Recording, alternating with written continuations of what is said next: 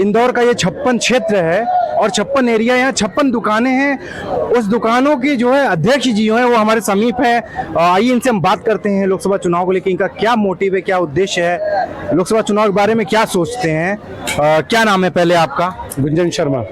और क्या लगता है इस बार आगामी लोकसभा चुनाव, आगामी तो नहीं कहेंगे, अब तो लगातार चुनाव चल रहे हैं और 13 तारीख को यहाँ चुनाव है इंदौर के अंदर, क्या लग रहा है किसकी सरकार आ रही है? देखिए, लगने की तो कुछ बात ही नहीं है। अब बात यह है कि लीड कहाँ होगी, कितनी सीटें होगी, तो लगना तो व्यर्थ है। लगने जैसे जो क्वेश्चन है मैं वो भी बोलता हूं कि व्यर्थ है, अर्थहीन है, क्योंकि एक सीधा सा बयार चल रही है। अगर हम ये बोले कि सुनामी चल रही है तो भी कोई गलत नहीं होगा।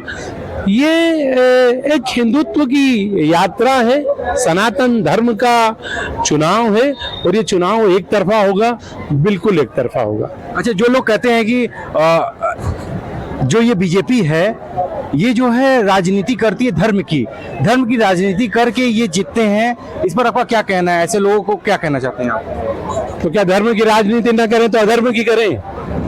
राजनीति तो धर्म की होती है ना, राजनीति एक धर्म ही है ना, और अगर वो धर्म है तो सनातन के साथ में ही जुड़ेगा ना। मुगलकालीन वर्षों में तो ना जाएगा, औरंगजेब के हिसाब से तो ना चलेंगे। तो ये देश अगर सनातन धर्म के साथ में है तो देश का पंत प्रधान भी सनातन धर्म के साथ में ही होगा, और वही हुआ। राम मंदिर का जो पुनर्निर्माण किया, यही हमारे लिए एक सबसे बड़ी उपलब्धि थी, और वो उपलब्धि ही सालों साल तक प्रधानमंत्री को प्रधानमंत्री पद पर बनाए रखेगी।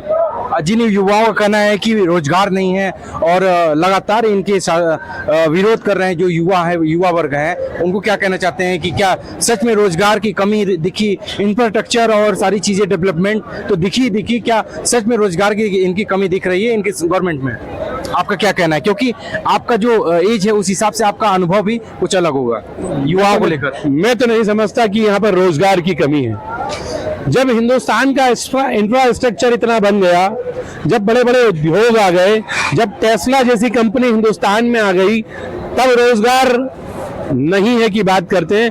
और जब यहाँ पर जंगल राज था तब कौन सा रोजगार था? अगर रोजगार था तो वो जमाने में गरीबी मिटाओ वाला नारा इंदिरा गांधी ने क्यों दिया था? तो ये सब बातें पुरानी हैं।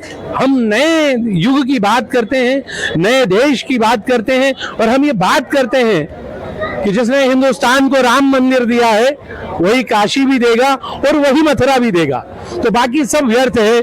अगर राम मंदिर जिसका निर्माण जिस पार्टी ने किया है वो अंडर करंट है, मैं आपको फिर से चैलेंज से कहता हूं कि 400 पार 422 सीटें हिंदुस्तान में भारतीय जनता पार्टी की होगी और ये लगातार रहेगी। तो आप जैसे मथुरा काशी की जो बात कर रहे हैं, तो आपको ये नहीं लगता है कि अगर कांग्रेस कमबैक करेगी तो वो भी काशी मथुरा दे सकती है? कहां से कमबैक करेगी?